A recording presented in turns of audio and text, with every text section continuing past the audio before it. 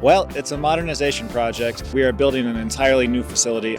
On a daily basis, we're transporting about 20,000 students a day, and we have over 350 buses. So it's a very logistically complex system. We have about 180 staff that are working out of this facility. The service our drivers and our staff are providing on a daily basis is just incredible. They're the first and last point of contact for any of our students. They can make their day. The project is being done in 3 phases because we need to continue operating during construction.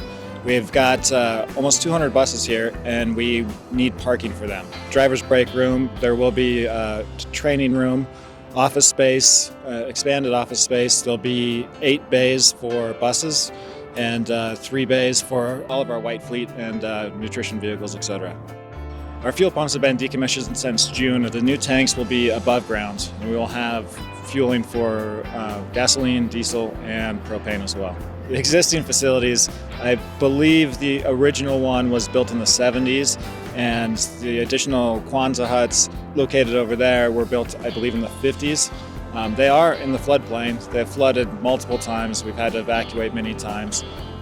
Upgrading and modernizing the facilities that we operate out of is just going to be incredible. We're so looking forward to it.